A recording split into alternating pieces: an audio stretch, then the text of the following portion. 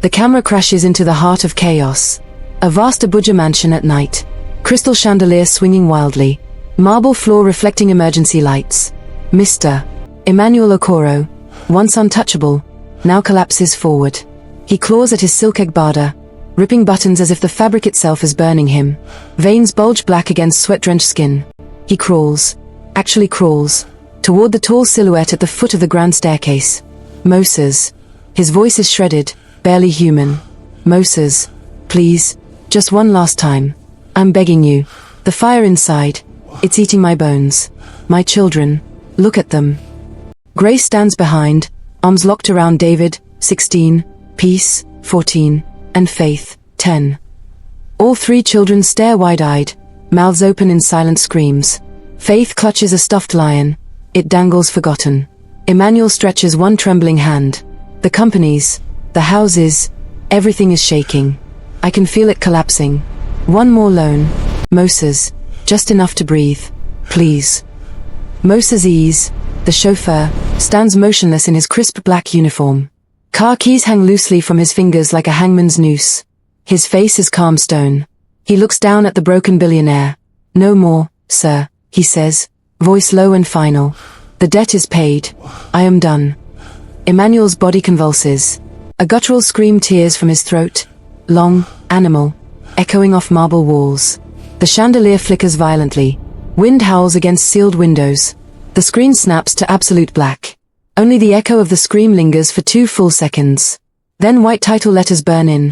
The chauffeur's shadow, riches that devour. Fade in. The story rewinds. Shortly after the dawn of the new decade, Lagos still throbbed with the restless energy of survival. Horns blared through endless traffic on 3rd Mainland Bridge. Hawkers darted between Danfo buses. In a cramped office on Broad Street, Emmanuel Okoro sat hunched over a desk buried in rejection letters and overdue bills. At 42, he was already graying at the temples, his once sharp suit now shiny at the elbows. His small import business had bled money for years. Creditors knocked daily. Grace, his patient wife, juggled 2 part-time jobs while the children asked why Daddy looked so tired. One humid evening, as rain hammered the zinc roof, a stranger in a black kaftan appeared at the office door. No introduction. Just words whispered like a secret. There is a way out, but it demands everything. Emmanuel laughed bitterly at first. Then the stranger left a single cowrie shell on the desk. That night, Emmanuel could not sleep. The shell seemed to hum in the darkness. Days later, blindfolded and trembling in the back of an unmarked SUV, he was driven for hours. The city noise faded. Asphalt gave way to laterite roads, then dirt tracks winding through thick forest. When the blindfold came off, he stood before an ancient compound deep in an Igbo village in the east. Palm fronds rustled like warnings. A fire pit crackled in the center. Carved wooden masks with hollow eyes stared from the walls. An old dibia, priest, sat cross-legged on a mat, white chalk lines streaking his face. Smoke from burning herbs curled around them. You seek wealth without end, the dibia said, voice like dry leaves. But wealth like that always comes with chains. Are you ready to wear them? Emmanuel swallowed. What must I do? The dibia rose slowly. He led Emmanuel to the inner shrine, a small room lit only by kerosene lamps. At its heart stood a blackened iron pot half buried in earth. Inside, strange liquids bubbled without fire. The ancestors will grant you riches, companies, lands, houses from Lagos to Abuja to Port Harcourt. Money will flow like the Niger in rainy season. But hear this clearly. Not one kobo of that wealth may touch your own body. No cloth for your back. No food for your mouth. No medicine for your pain. Spend on yourself, and sickness will devour you. Lose everything. Your bloodline will wither. Emmanuel's heart pounded. Then, how do I live? The dibia's eyes gleamed. A bridge will be provided. One man. Your driver. Through him alone the money will flow for your needs. He will carry the key. Refuse him, deny him, and the chain snaps. You fall. Thunder cracked overhead though the sky had been clear. Do you accept? Emmanuel thought of Grace's weary eyes, the children's empty plates, the eviction notice taped to his door that morning. He nodded. The dibia dipped his fingers in red camwood paste and marked Emmanuel's forehead. He chanted in low Igbo, words that seemed to pull at the air itself. The iron pot hissed. Shadows lengthened unnaturally on the walls. A cold wind swept through the sealed room. When it ended, the dibia pressed a small charm into Emmanuel's palm, a twisted metal ring etched with symbols. Give this to your driver when the time comes. He will understand. Emmanuel left the shrine at dawn, legs shaking. The same SUV returned him to Lagos. By the next week, impossible things began. A mystery investor bought out his failing company and tripled its capital. Contracts poured in. A call came offering prime land in Abuja. Another in Port Harcourt. Banks suddenly approved loans he had been denied for years. Within months, Emmanuel Okoro was no longer struggling. He was rich, dangerously, impossibly rich. But every time he reached instinctively for his wallet to buy himself a simple shirt or a plate of food at a booker, a sharp pain stabbed his chest. He learned quickly. The curse was not a story. It was alive. And somewhere in the shadows of his new life, a quiet man named Moses waited, already chosen, already watching. The screen fades from the village shrine's dying embers into a golden montage that feels almost too perfect to be real. Lagos traffic parts like the Red Sea as a brand new black Range Rover glides through. Emmanuel Okoro, now impeccably dressed in custom-tailored senator suits, steps out at construction sites where cranes swing steel beams into place. Workers cheer as he cuts ribbons. Headlines flash across TV screens in boardrooms. Okoro Group expands into oil services, Port Harcourt deal signed. Cut to Abuja. A sprawling estate rises on formerly empty land. White columns, infinity pool overlooking the city, security gates taller than most men. Grace walks barefoot across manicured lawns, laughing as Faith chases butterflies. David, already taller and more serious, practices basketball on a private court. Peace twirls in a new school uniform that costs more than their old yearly rent. Emmanuel stands on the balcony one morning, coffee in hand, bought and paid for by Moses, of course, watching the sun rise over his new kingdom.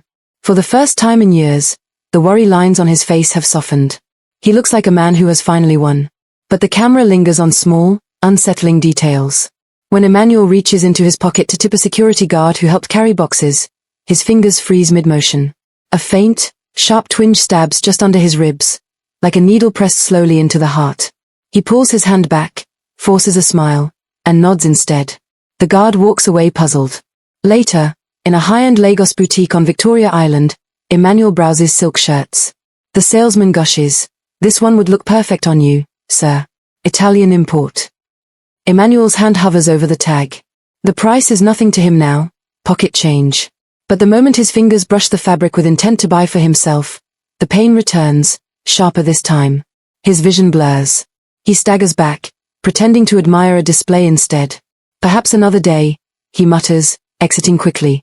Outside, Moses waits by the car, engine idling. Emmanuel slides into the back seat, breathing hard. "Sir?" Moses asks without turning. Emmanuel wipes sweat from his brow. "Nothing. Just the heat." Moses says nothing. But in the rearview mirror, his eyes meet Emmanuel's for a split second, knowing, almost pitying. The montage accelerates. Boardroom scenes. Emmanuel signs multi-million naira deals, shaking hands with suited executives who once ignored his calls. Bank managers now call him Oga with deference. Properties multiply, warehouses in Apapa, luxury apartments in Lekki, an office tower rising in Maitama. Family dinners become feasts. Grace serves jollof rice piled high, goat meat stew simmering, fresh palm wine from the village. The children chatter about new schools, new friends, new dreams. Emmanuel sits at the head of the table, smiling, but he never reaches for seconds on his own plate. Moses delivers the groceries, the school fees, even the designer shoes the children wear. Every expense for the family flows through him. One evening, Grace pulls Emmanuel aside in the hallway. Soft golden light spills from the living room where the children watch cartoons. "Emmy," she whispers, touching his arm, "you've given us everything. But look at you, you haven't bought yourself so much as a new tie. Not one thing. People are starting to talk. They say you're stingy with yourself." Emmanuel laughs it off, but the sound is hollow. "I have all I need right here." He kisses her forehead. "You and the children, that's enough." Grace searches his face, unconvinced. "You look tired lately. Are you sure everything is okay?" Before he can answer, Faith runs in, hugging his legs. "Daddy, can we go to the beach tomorrow? Moses said he'll drive us." Emmanuel forces brightness into his voice. "Of course, princess. Moses will handle it." As the family laughs and moves toward the dining area, the camera pulls back slowly. Emmanuel lingers in the hallway alone. He reaches into his pocket, pulls out a crisp new 1,000 naira note Moses gave him earlier for small expenses. He stares at it. His thumb rubs the paper. The pain hits instantly, hot, twisting, like a fist closing around his lungs. He doubles over, gasping silently so no one hears. The note flutters to the floor. He leaves it there. Cut to Moses in the garage later that night. He sits in the driver's seat of the Range Rover, doors closed, windows up. A small notebook rests on his lap. He flips pages, neat columns of dates, amounts, purposes. School fees, 850,000 Nigerian nairas. Grace birthday gift, 1,200,000 Nigerian nairas. Family vacation deposit, 4,500,000 Nigerian nairas. At the bottom, a running total in red ink, already in the tens of millions. Moses closes the book. He looks toward the lit windows of the mansion where laughter spills out. His expression is unreadable. A faint whisper of wind moves through the garage, though all doors are shut. Somewhere far away, in the east, drums echo once, low, rhythmic, almost inaudible. The screen fades to the sound of that distant drumbeat, growing louder, then softening into the hum of Lagos traffic once more. The empire is built, but the foundation is already cracking. The golden glow of the new life begins to settle into routine, but cracks appear in the shine, subtle at first, like hairline fractures in marble. Emmanuel Okoro no longer carries cash. His wallet, once a symbol of pride, now sits empty in a drawer, gathering dust. Every expense for the household flows through one channel, Moses' ease. It starts small. One Saturday morning in the Abuja estate, Faith runs into the living room clutching a torn school bag. "Daddy, my bag broke again. The teacher said I need a new one today." Emmanuel smiles, reaches toward his pocket out of old habit, then stops. The familiar twinge warns him. He turns instead to the intercom. "Moses, come to the main house please." Moses appears within minutes, cap in hand, uniform impeccable. Emmanuel clears his throat. "My daughter needs a new school bag. Something good, leather, durable, and maybe new lunchboxes for all three." Moses nods once. "How much should I budget, sir?" "Whatever it takes. Make it nice." Moses leaves without another word. 2 hours later he returns with 3 glossy shopping bags from a high-end mall in Views. Faith squeals as she pulls out a pink backpack studded with sparkles. Peace gets a sleek black one with compartments for her books. David receives a rugged messenger bag that makes him look older, more serious. Grace watches from the doorway, arms folded. Moses again. Emmanuel shrugs lightly. He knows the best places. Saves time. But Grace's eyes linger on her husband a beat too long. The requests multiply. Grace needs money for a church women's fellowship retreat. They are collecting for the orphanage outreach. "I want to give generously." Emmanuel nods. "Of course. Ask Moses, he'll handle it." David wants new football boots for academy trials. "Coach said if I don't upgrade, I won't make the starting 11. Tell Moses the brand and size. He'll sort it." Peace begs for dance classes in Maitama. "All my friends go.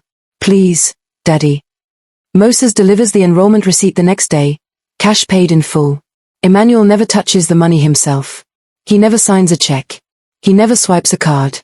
Every transaction is verbal, humble, almost pleading. "Moses, the children's school fees are due next week." "Moses, Grace wants to redo the guest room curtains." "Moses, I need fuel for the cars this month." Each time, Emmanuel's voice drops lower, the words tasting like ash. Moses always responds the same way, a quiet yes, sir, followed by swift action. But something shifts in his posture, shoulders squaring a fraction more, chin lifting just enough to notice. One late evening, after the household has gone quiet, Emmanuel finds Moses in the garage polishing the Range Rover under a single hanging bulb. The chauffeur doesn't look up. "Moses," Emmanuel begins, voice barely above a whisper, "the generator needs diesel. And, my blood pressure pills ran out yesterday. Grace noticed I've been tired." Moses pauses mid-wipe. He reaches into the glove compartment and pulls out a small white pharmacy bag, already prepared. "Pick them up this afternoon, sir, and diesel is on the way." Emmanuel exhales in relief. "Thank you. I don't know what I'd do without you." Moses finally meets his eyes. "You'd manage, sir, somehow." A long silence stretches. Emmanuel shifts uncomfortably. I appreciate everything, really." Moses closes the glove compartment with a soft click. "It's my job." But as Emmanuel turns to leave, Moses speaks again, quiet, almost casual. "You know, sir, The notebook is getting thick. Emmanuel freezes. Notebook. Moses taps the small black ledger on the dashboard. Every amount. Every date. Every reason. For the records. Emmanuel forces a chuckle. Good habit. Keeps things organized. Moses doesn't smile back. Very organized. Emmanuel walks back to the house faster than necessary, heart thudding, not from the curse this time, but from something colder. Later that night, the family gathers for devotion. Grace leads prayers. The children bow their heads. Emmanuel sits beside her, hands clasped, but his mind drifts. When the Amen is said, Peace looks up suddenly. Daddy, why don't you ever buy things for yourself? Mummy buys her clothes. We get new stuff. But you always wait for Uncle Moses. The room goes still. Grace shoots her daughter a warning glance, but Peace presses on innocently. Is it because you're saving for something big? Emmanuel opens his mouth, closes it. Then he smiles. Too wide, too bright. Something like that. Princess. Daddy's just careful with money. Peace nods, satisfied. But David watches his father with narrowed eyes, the first flicker of teenage suspicion crossing his face. Cut to Moses alone in his modest quarters behind the main house. He sits at a small table under a dim lamp. The notebook lies open. He adds today's entries in neat handwriting. Blood pressure medication, 48,000 Nigerian nairas, generator diesel, 200 liters, 320,000 Nigerian nairas, family devotion offering, advance, 150,000 Nigerian nairas. He underlines the running total at the bottom. It has crossed into 9 figures. Moses closes the book slowly. He reaches into his shirt pocket and pulls out the twisted metal ring Emmanuel gave him months ago, the charm from the shrine. He turns it over in his fingers. The symbols catch the light like tiny eyes watching. Outside, the night wind picks up. Palm trees rustle. Somewhere far off, in the direction of the east, a single drum beats once. Slow, deliberate. Moses slips the ring back into his pocket. He smiles. Just a small, private curve of the lips. The lifeline has become a leash. And the one holding it is no longer begging. The empire hums with confidence now, but the curse begins to show its teeth. Not in dramatic explosions, but in quiet, creeping violations that leave no room for doubt. Midway through that prosperous season, Emmanuel allows himself a rare moment of vanity. He has just closed a major contract in Lagos, a partnership that will funnel millions more into Okoro Group's Port Harcourt operations. To celebrate privately, he slips away from the office early and drives himself, something he rarely does anymore, to one of the upscale malls on Victoria Island. The air inside is cool, scented with expensive perfume and leather. Soft jazz plays overhead. Shoppers move in slow, luxurious orbits. Emmanuel enters a high-end men's boutique he has passed many times but never entered for himself. The salesman recognizes him immediately from business magazines. Mr. Okoro. An honor, sir. Looking for something special today? Emmanuel hesitates, then points to a display case. That watch. The black dial one. May I see it? The salesman unlocks the case with reverent hands. The watch is sleek, Swiss-made, understated power on a steel bracelet. Emmanuel lifts it, turns it in the light. The weight feels right. For a heartbeat, he imagines it on his wrist. Something bought with his own success, not borrowed through another man's hand. I'll take it, he says quietly. The salesman beams. Excellent choice, sir. Shall I wrap it, or would you like to wear it now? Emmanuel reaches for his phone to call Moses, then stops. No. Not this time. This is for him. Just once. He pulls out the sleek black card the bank issued in his name months ago, the one he has never used for personal items. His thumb hovers over the reader. The moment he intends to pay, the very second the thought solidifies in his mind, the pain strikes like lightning. It starts in his chest, a burning coil that tightens and twists. Then it spreads, ribs squeezing, breath snatching away, vision spotting black at the edges. Emmanuel gasps, doubles over. The watch slips from his fingers and clatters onto the glass counter. Sir? Are you all right? The salesman rushes forward. Emmanuel staggers back, clutching his side. Sweat beads instantly on his forehead. His knees buckle. Shoppers turn to stare. A security guard starts toward him. Through the haze of agony, Emmanuel sees the exit. He forces himself upright and stumbles out, leaving the watch and the card behind. Outside, humid Lagos air hits him like a slap. He leans against a pillar, breathing in ragged bursts. The pain ebbs slowly, leaving him trembling and hollow. His phone buzzes. Moses. Emmanuel answers with shaking fingers. Moses. I need you. Victoria Island. The mall on Azumbambadiwe. Come now. Less than 15 minutes later, the Range Rover screeches to a stop at the curb. Moses steps out, calm as ever, and helps Emmanuel into the back seat without a word. He drives in silence for several blocks before speaking. What happened, sir? Emmanuel wipes his face with a handkerchief. I tried to buy something. For myself. A watch. Moses's hands tighten on the wheel, just a fraction. And the pain. Worse than before. Like something was ripping me open from inside. Moses nods once, eyes fixed on the road. The spirit doesn't warn twice in the same way, sir. First time is a sting. Next time, he lets the sentence hang. They pull into a quiet side street. Moses reaches into the glove compartment and hands Emmanuel a small paper bag from the pharmacy, painkillers, antacids, bottled water. Already prepared. How did you know I'd need these? Emmanuel asks weakly. I always know when you test the line, sir. Moses's voice is soft, almost gentle. I feel it too, in a way. The ring gets warm. He taps his chest pocket where the shrine charm rests. Emmanuel stares at the bag in his lap. Never again. I swear. Moses meets his eyes in the rearview mirror. Good. Because the next time might not let you walk away. Back at the Abuja mansion that evening, Emmanuel moves through the house like a ghost. Grace notices the pallor on his face during dinner. You look unwell, Emmy. Did something happen in Lagos? Just stress from the deal. He lies smoothly. Nothing serious.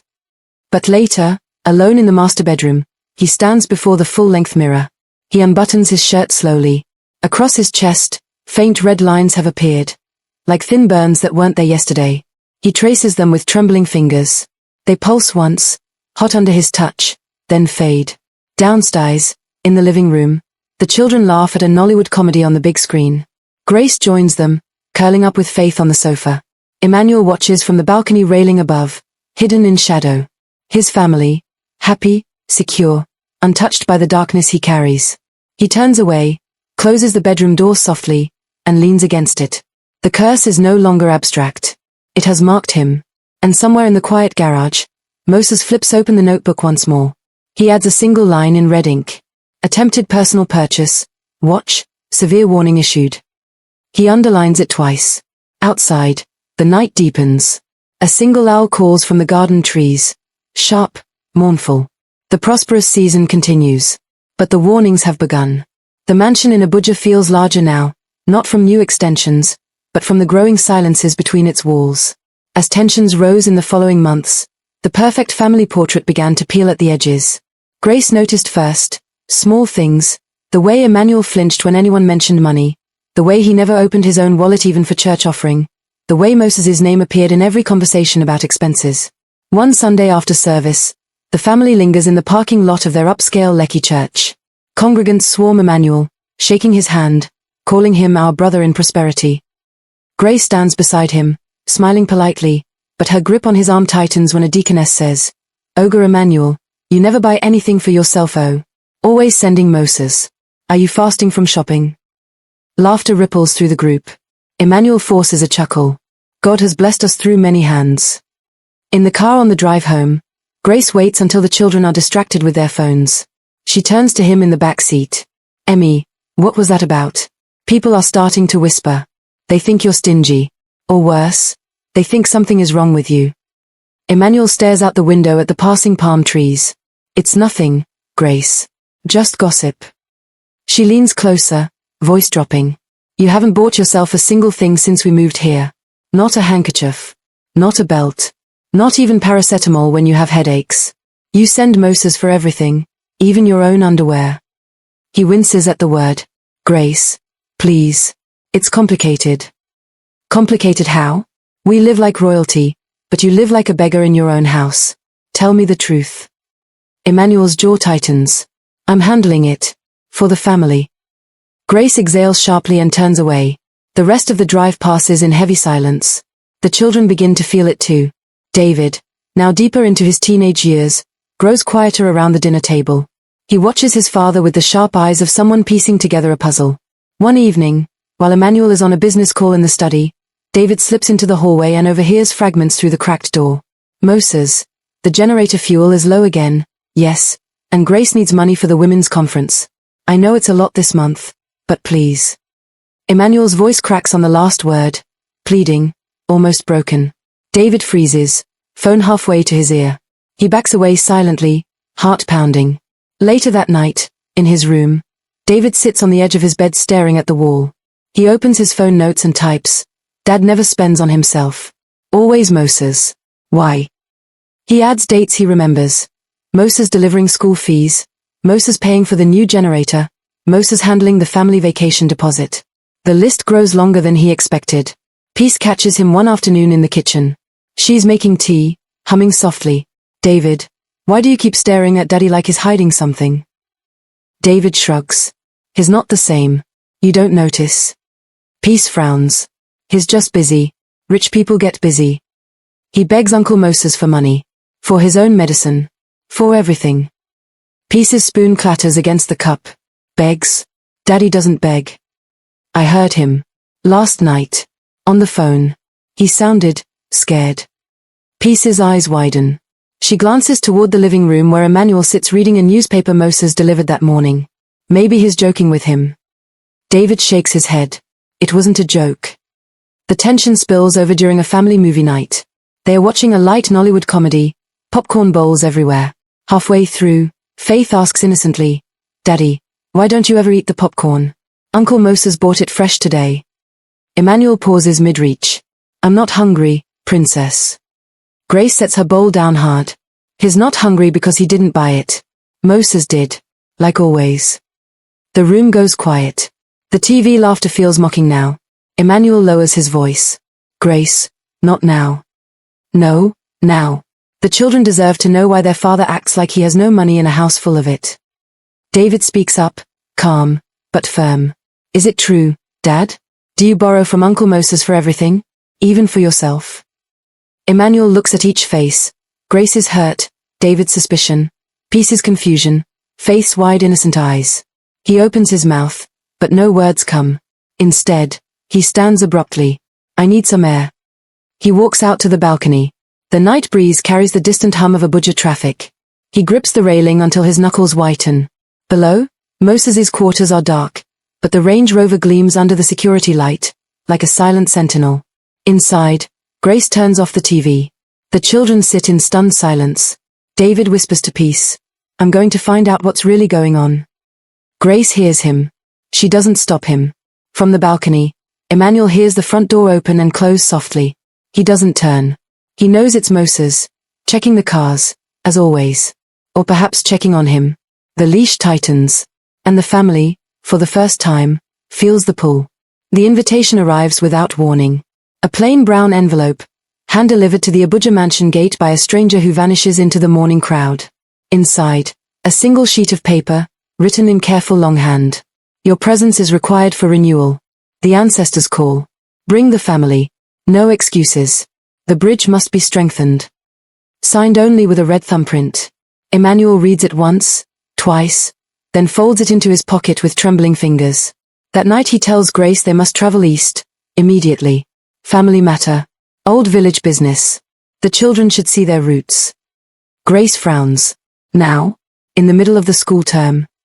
It can't wait, he says, voice flat. Moses will drive us.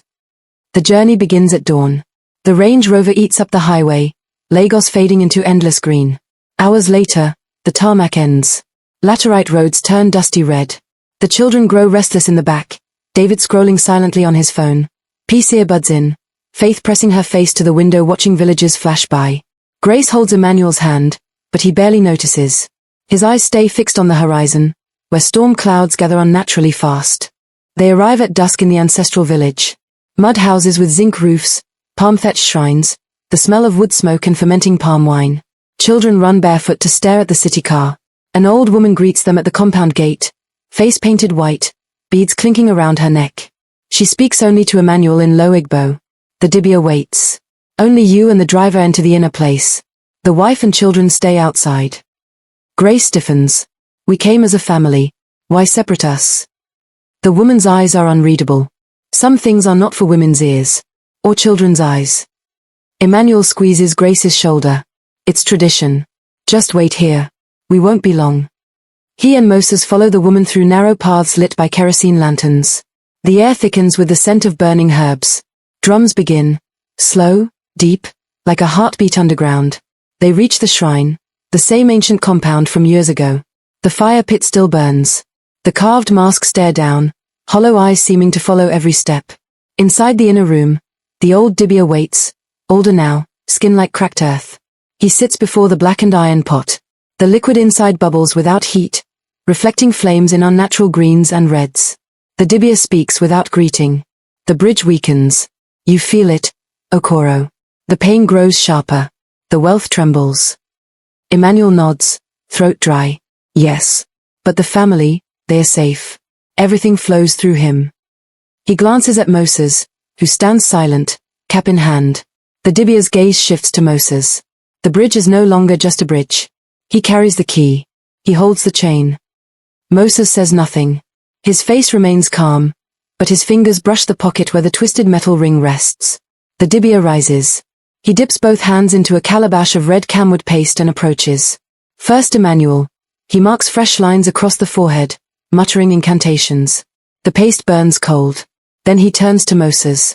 He paints the same symbols, but slower, more deliberately, across Moses's palms, wrists, and finally the center of his chest, over the heart. As he does, the drums outside swell louder.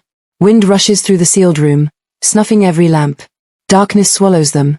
A voice, not the dibia's, booms from the pot itself, deep and layered, like many mouths speaking at once. If the driver ever refuses, if the bridge is ever denied, your bloodline ends. The wealth returns to dust. The sickness takes the root, not just the branch. Do you hear? Emmanuel drops to his knees. I hear.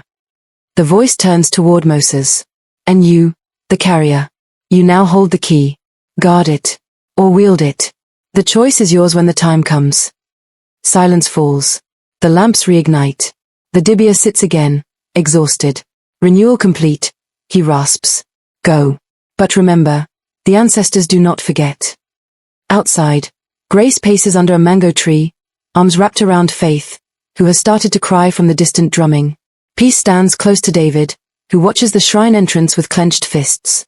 Moses emerges first. His uniform is spotless, but something has changed. His walk is straighter, eyes brighter in the firelight. Emmanuel follows, pale, sweat-soaked. Grace rushes forward. What happened in there? You look like death. Emmanuel forces a smile. Just prayers. Renewal. Everything is fine. But as they walk back to the car, David lingers. He catches Moses's eye.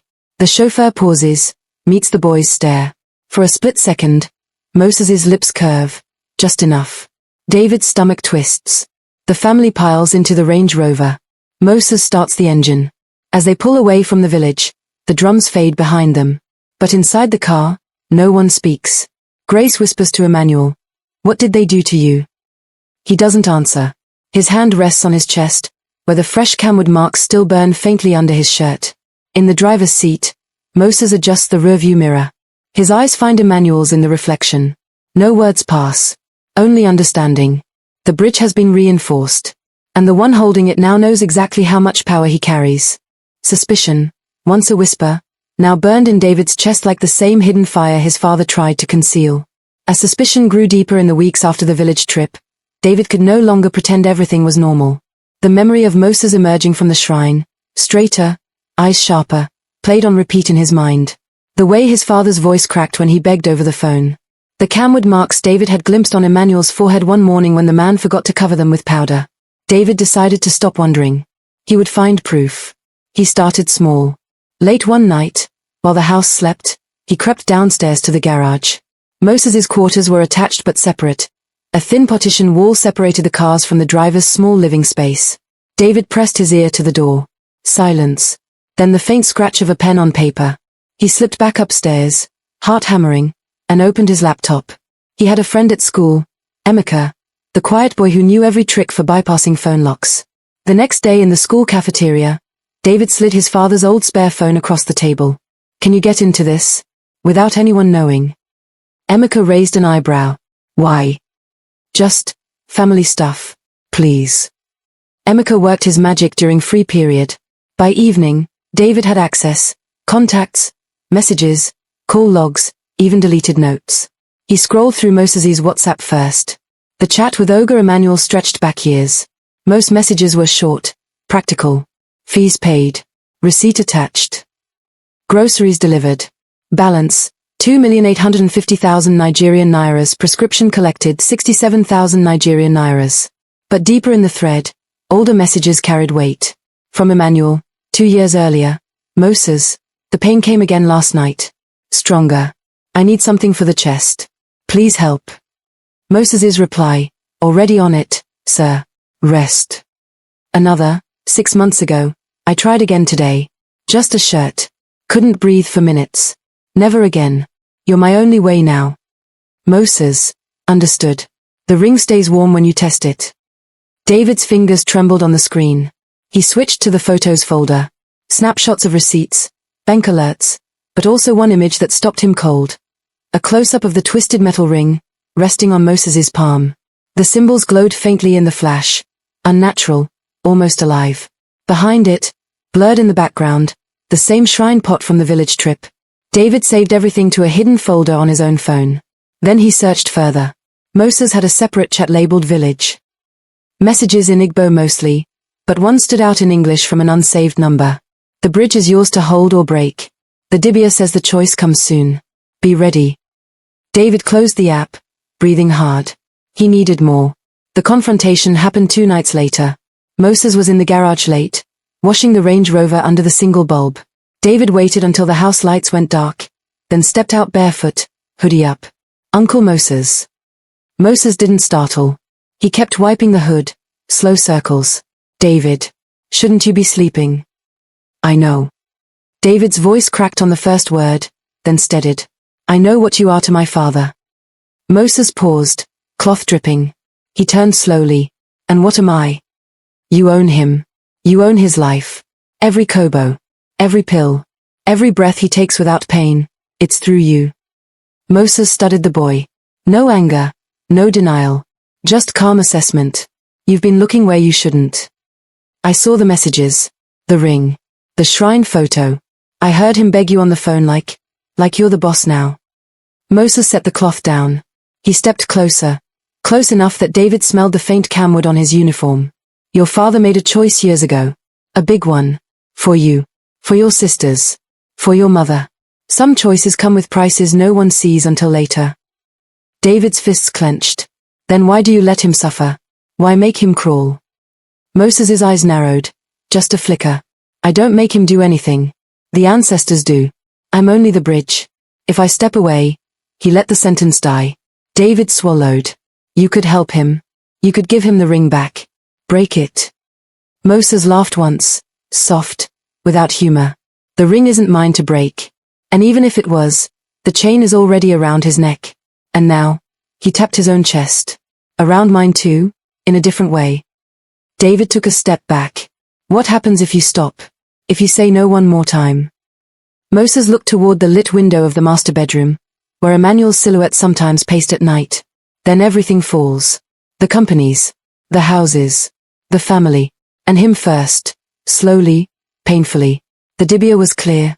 The bloodline ends. David's stomach dropped. You're enjoying this. Moses met his gaze steadily. I'm surviving it. Same as your father. Silence stretched between them. The garage bulb buzzed overhead. David whispered, I'm going to tell Mum. I'm going to tell everyone. Moses nodded once. You can try. But some truths cut deeper than lies ever could. He turned back to the car, picked up the cloth, resumed wiping, as if the conversation had never happened. David stood frozen for a long moment, then retreated to the house. Upstairs, he locked his door, opened his laptop, and began searching village names, dibia rituals, Igbo pacts, anything that might explain how to undo what his father had done. In the garage, Moses reached into his pocket. The metal ring felt warmer than usual. He held it up to the light. The symbols pulsed once, faintly, like a heartbeat answering another. Outside, the wind rose suddenly. Palm fronds slapped against the compound wall. David didn't sleep that night. Neither did Moses. The boy had crossed a line. And lines, Once crossed, rarely let anyone step back. The balance had tilted so gradually that no one could pinpoint the exact day it happened.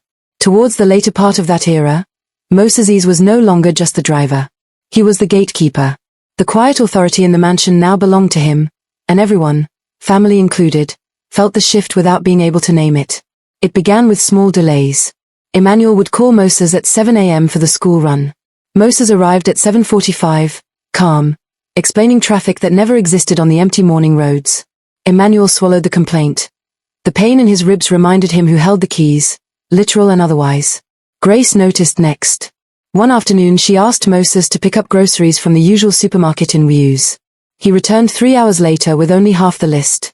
Moses, where are the plantains? The children asked for plantain chips tonight. Moses set the bags down without hurry. They were out of the ripe ones, Ma. I got bananas instead. Grace frowned. You could have called. Or gone to another market. Moses met her eyes evenly. I had other errands, Ma. For Ogre. Grace opened her mouth, then closed it. She had seen the way Emmanuel now spoke to Moses. Soft, careful, almost deferential. She didn't push. The children felt it too. David, still digging in secret, watched Moses park the Range Rover one evening and walk straight past the main gate into the house without knocking. He entered the living room where Emmanuel sat reviewing documents. Moses didn't wait to be invited. He simply placed a thick envelope on the coffee table. School fees cleared. Hospital deposit for your mother-in-law in the village. Balance returned. Emmanuel looked up quickly. Thank you, Moses. I appreciate it. Moses nodded once. Then, instead of leaving, he sat, uninvited, on the opposite armchair. David, hidden on the stairs, watched in stunned silence. His father didn't object. Moses spoke low. The village sent another message. They want a small contribution for the annual festival. Nothing big. Just to keep the ancestors pleased. Emmanuel's face tightened. How much? 200,000. Cash. Emmanuel exhaled slowly. I'll arrange it through you. Moses leaned forward slightly. No need to arrange, sir. Just hand it over when I leave tonight. A long pause. Emmanuel nodded. David slipped back upstairs, stomach churning. The power dynamic hardened further in private moments. One rainy evening, Emmanuel felt the familiar chest twinge after a long board meeting. He found Moses in the garage, rain drumming on the zinc roof. Moses, the pain again. Stronger tonight. Can you get the stronger tablets? The ones from the specialist pharmacy. Moses didn't move immediately. He finished wiping his hands on a rag, folded it neatly, then looked up. You know the rules, sir. I can get them. But the notebook is full. The totals, they're heavy now. Even for me. Emmanuel leaned against the car hood for support. I know. I'm grateful. Always. Moses stepped closer. Gratitude is good. Respect is better. He reached into his pocket, pulled out the twisted metal ring, and held it between thumb and forefinger. It caught the garage light and seemed to pulse once. This isn't just your chain anymore, sir. It's mine too. If I walk away, if I say no, the curse doesn't ask questions. It takes. Emmanuel stared at the ring. I never wanted this for you. Moses slipped it back into his pocket. But here we are. He turned, opened the glove compartment, and handed Emmanuel the pharmacy bag, already prepared, as always. Take them now, before it worsens. Emmanuel swallowed the pills dry. Thank you. Moses' voice dropped even lower. Don't thank me yet, sir. Thank me by remembering who keeps the lights on. Who keeps the children fed. Who keeps you breathing. Emmanuel said nothing. He walked back to the house slower than before, shoulders bowed under invisible weight. Business rivals began to notice the strangeness too. At a high-profile dinner in Abuja, an oil executive leaned toward Emmanuel. Your driver, is always around now. Even in meetings. People talk. Say he's more than staff. Emmanuel forced a laugh. Moses is loyal. Family. The executive raised an eyebrow. Loyalty like that can cut both ways. Emmanuel changed the subject, but the words lingered. Late that night, alone in the master bedroom, Emmanuel stood before the mirror again. The camwood marks from the village had faded, but new ones appeared, faint red lines like veins mapping across his collarbone. He traced them, wincing. Downstairs, Moses sat in his quarters. The notebook lay open. He added entries in red. Stronger painkillers, 95,000 Nigerian Nairas village festival contribution, 200,000 Nigerian Nairas respect reminder, noted. He closed the book. Then he pulled out his phone and scrolled to a contact labeled Dibia. He typed one line. The bridge holds. But the weight grows. When? He hit send. Outside, thunder rolled low across Abuja skies. No rain fell, but the air felt charged. In the main house, David lay awake, staring at the ceiling. He had recorded the garage conversation on his phone. Audio only, shaky, but clear. He played it back once, twice. His father's voice, so small, so broken, made tears sting his eyes. David whispered to the dark room, "I'm going to fix this. Somehow." But deep down, he knew, the power had already shifted too far. Moses was no longer begging for respect. He was demanding it. And the curse, silent and patient, watched them both. The air in the Abuja mansion had grown thick, heavy with unspoken fractures. In the final turbulent weeks, the curse no longer waited politely. It pressed. Emmanuel woke each morning with a dull ache already blooming behind his ribs, as if the spirit had taken up residence in his chest overnight. The pain no longer needed provocation. It simply reminded him who owned the hours. Moses's request had evolved from suggestions into quiet commands. One humid afternoon, Moses entered the study without knocking.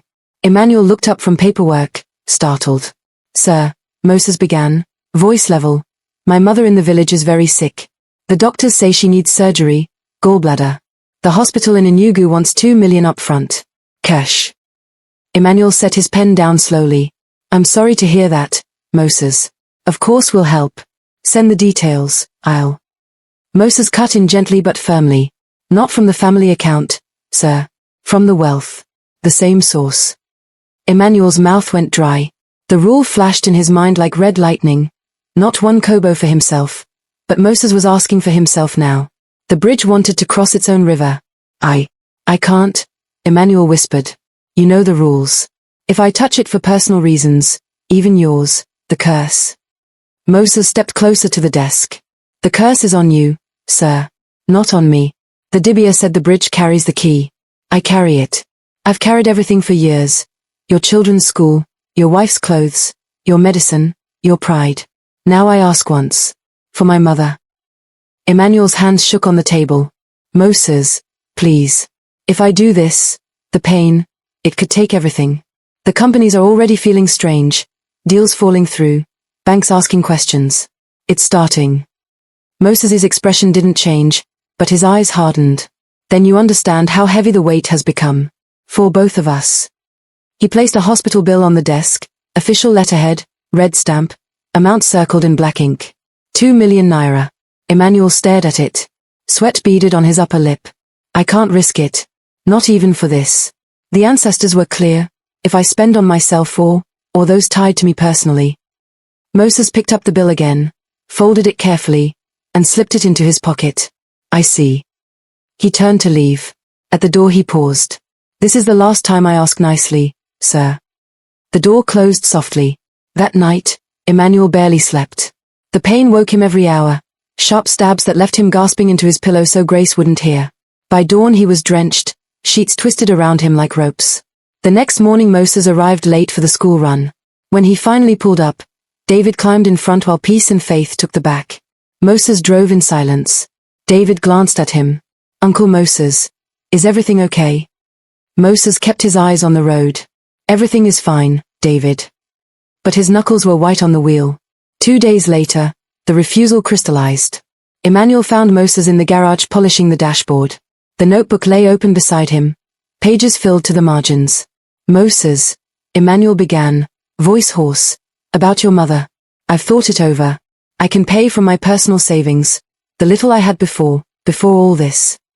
Moses didn't look up. "Personal savings won't cover it, sir.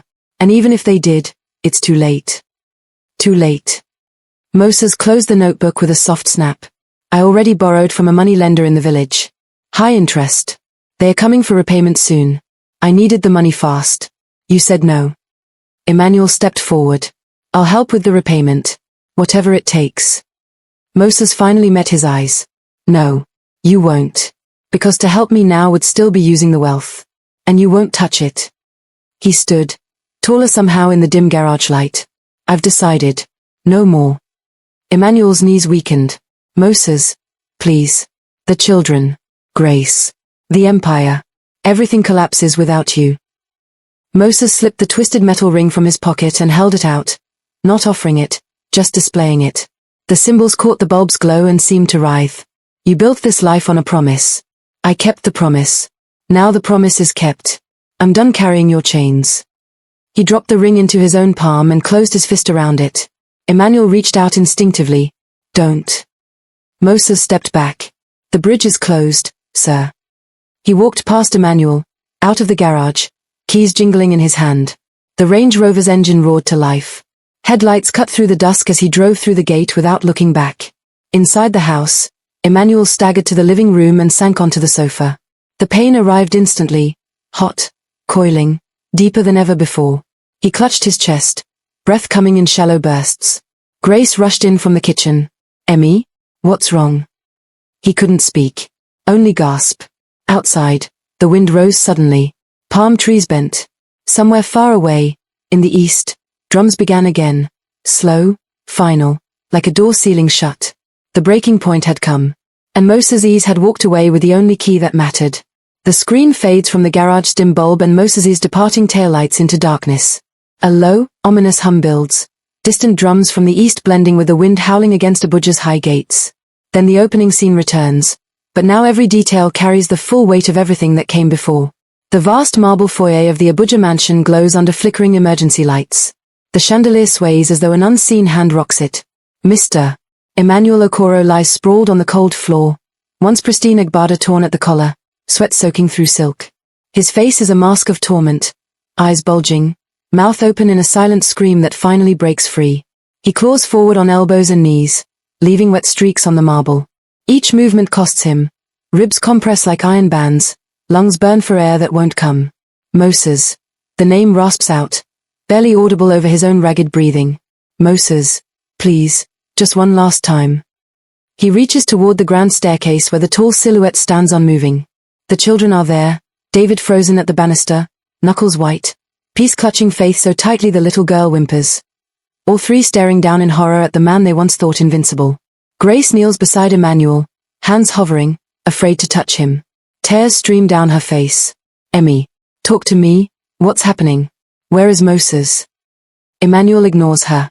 His gaze locks on the figure at the foot of the stairs. Moses. The pain. It's tearing me apart, from the inside. My children are watching. The companies, the houses. I can feel them shaking, collapsing. One more loan, just enough to breathe. Please. Moses stands in his crisp black uniform, cap tucked under his arm. The car keys dangle from his fingers like a verdict already delivered. His face is calm, almost serene. No anger. No pity. Only finality. He looks down at the broken billionaire who once employed him, who once begged in whispers, who once built an empire on a promise Moses was forced to keep. No more, sir, Moses says, voice low and steady. The debt is paid. I am done. The words land like a door slamming shut. Emmanuel's body convulses. A guttural scream rips from his throat, long, animal, echoing off marble and glass. The chandelier flickers violently, bulbs pop in quick succession. Wind howls against bulletproof windows that should not rattle. Grace cries out, pulling the children closer. David lunges forward a step, then stops, helpless. Peace buries her face in Faith's shoulder. Moses does not flinch. He turns slowly, walks toward the front door. Each footstep is measured. Deliberate. Emmanuel stretches one trembling hand after him. Moses. Don't. The family, everything. Moses pauses at the threshold. He does not turn fully, only glances back over his shoulder. You made the choice years ago, sir. I carried it. Now I lay it down. He opens the heavy door. Night air rushes in, cool, carrying the faint scent of rain and distant wood smoke. The Range Rover waits outside, engine already idling. Moses steps through the doorway. The door closes behind him with a soft, final click. Inside, Emmanuel collapses fully. His scream fades into choking gasps. Grace crawls to him, cradling his head. Emmy, stay with me, please. David drops to his knees beside them. Dad, what did you do? What is this? Emmanuel's eyes flutter. Through the haze of pain he sees flashes. The shrine pot bubbling, the Dibia's chalk-streaked face, the metal ring in Moses's palm, the notebook thick with red ink, the children laughing at movie nights, Grace's worried frowns, his own reflection marked with camwood scars. Everything converges in this one unbearable moment. The curse has awakened fully. Outside, the Range Rover's headlights sweep across the driveway as Moses pulls away. The gate opens automatically, then closes behind him. In the foyer, the chandelier gives one last violent swing and goes dark. Only emergency strips remain, casting long, cold shadows. Emmanuel's breathing slows to shallow rasps. Grace rocks him gently, whispering prayers. The children huddle close, silent now, the weight of what they've witnessed pressing down like stone. David stares at the closed front door. In his pocket, his phone holds the recorded garage conversation. The last plea, the refusal, the ring pulsing in Moses's hand. He doesn't play it. Not yet. The mansion, once alive with laughter and light, feels suddenly empty. The empire begins to tremble, not from wind, but from something deeper. Contracts that seemed ironclad will soon unravel. Bank calls will go unanswered. Investors will whisper. But in this moment, none of that matters. Only the broken man on the marble floor matters. And the bridge that has finally walked away. The screen holds on Emmanuel's face, eyes wide, lips moving in one last soundless word. Moses.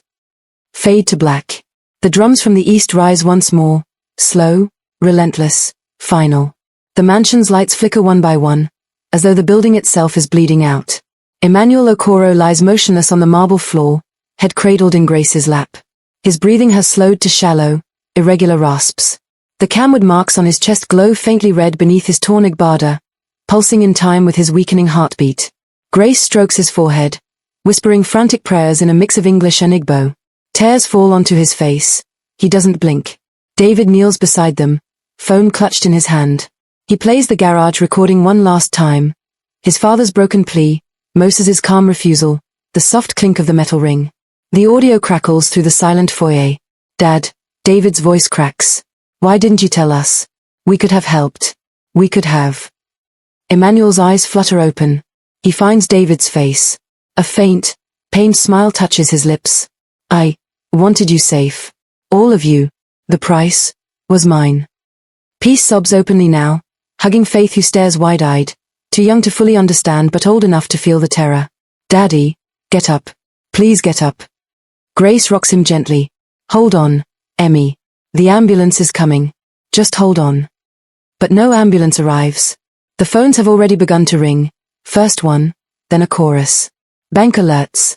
Lawyer notifications. Business partners. Emmanuel's secretary's panicked voice message plays on speaker. Sir, the Lagos office is in chaos. Investors are pulling out. The Port Harcourt contracts, they're avoiding them. What's happening? The empire unravels in real time. Outside, the security lights dim. The infinity pool's pump shuts off with a dying gurgle. The generator, always reliable, always fueled by Moses, sputters and fails. Darkness swallows the compound room by room. Only the emergency strips remain, casting long blue shadows across the marble. David stands abruptly. I'm going after him. Moses can't just leave like this. Grace grabs his arm. No. Stay with us. Stay with your father. But David pulls away. He runs to the front door, flings it open. The driveway is empty. No Range Rover. No tail lights. Only the gate swinging slowly in the night breeze. He sprints to the garage. Moses's quarters are dark, door ajar.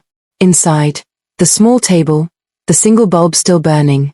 The notebook lies open on the floor, pages torn out, only the final entry visible in red ink.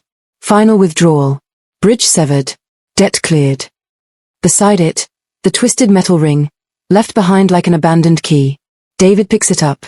It feels cold now, lifeless. The symbols no longer pulse. He clutches it, tears streaming. You could have stayed. You could have helped him. Back in the foyer, Emmanuel's breathing stutters. Grace leans close. Emmy, I love you.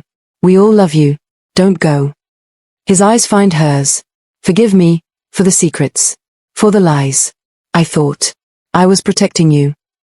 A single tear slips down his cheek. Tell them the truth. When they are ready. His hand tightens on Grace's once, then goes slack. The rasping stops. Silence crashes in. Grace's sob breaks first, raw, shattering. She pulls him to her chest, rocking harder. Peace and Faith collapse beside her, clinging. David returns, sees his father's still face, and drops to his knees. The ring falls from his fingers, rolling across the marble until it stops against the base of the staircase. Outside, distant sirens finally wail, but too late. The next morning dawns grey and merciless. Lawyers arrive in black SUVs. Papers are spread across the dining table where family feasts once happened. The companies are insolvent. One explains flatly. Accounts frozen. Properties under lien. The Abuja estate will be seized within days. Grace listens numbly, children huddled around her. David stares at the ring on the table, placed there like evidence. In a quiet village far in the east, Moses parks the Range Rover beside a modest mud house with a new zinc roof. His mother rests inside, recovering from surgery he paid for with his own savings, money saved from years of loans never fully repaid. He steps out, beads of the shrine charm now strung around his rearview mirror. They catch the sun, glinting once. A neighbor waves. Moses, you're back for good. He nods slowly. For good. He walks inside without looking back at the city car that once carried a billionaire's empire. Back in Abuja, the mansion stands empty. Movers haul furniture away. Grace packs the last suitcase while the children wait in the borrowed car of a church friend. David lingers in the foyer one final time.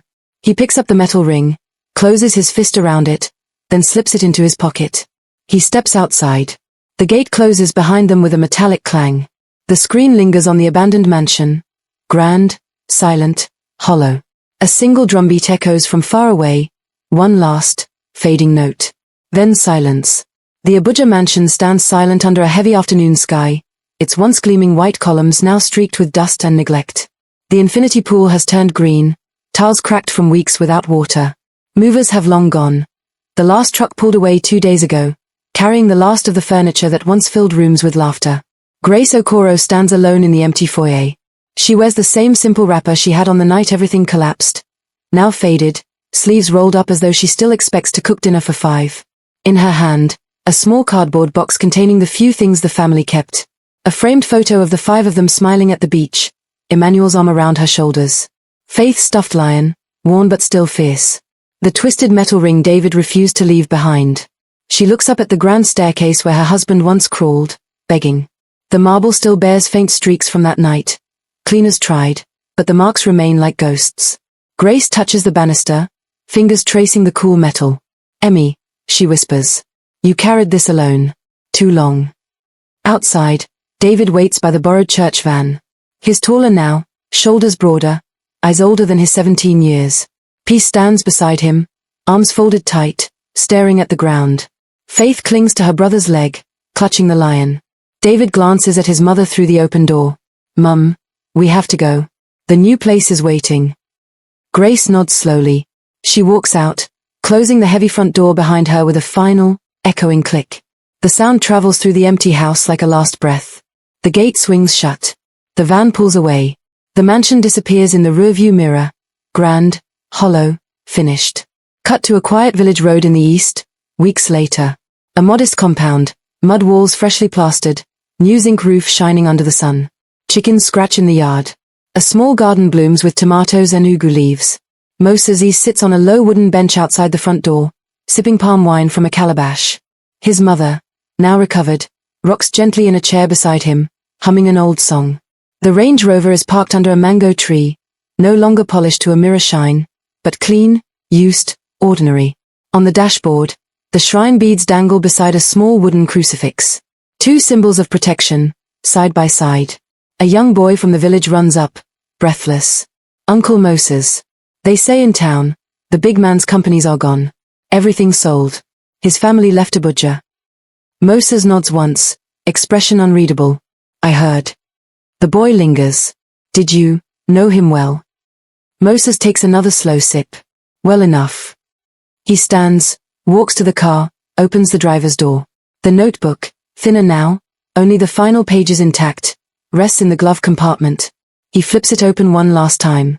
The last entry, in red, bridge severed, debt cleared. He tears the page out carefully, folds it, and slips it into his shirt pocket.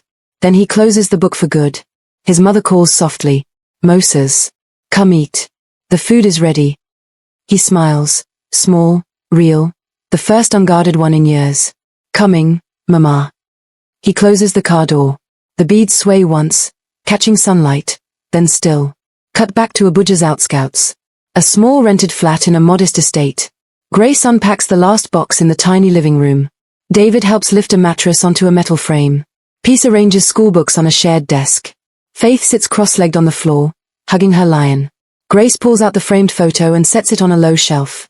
She touches Emmanuel's face in the glass. David watches her.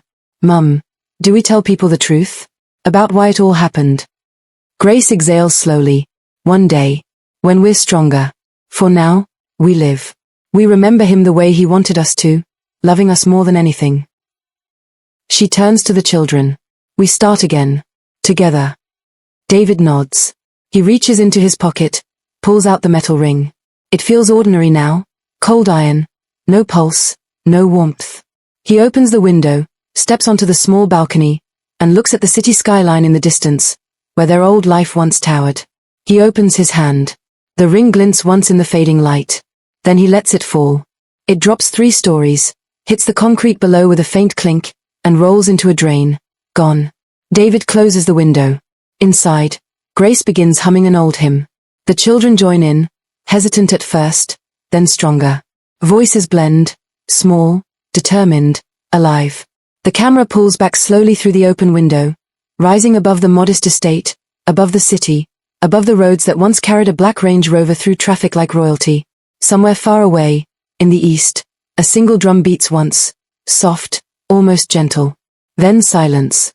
The screen fades to black. White letters appear, simple and final. Some riches come with a driver you can never fire. The chauffeur's shadow.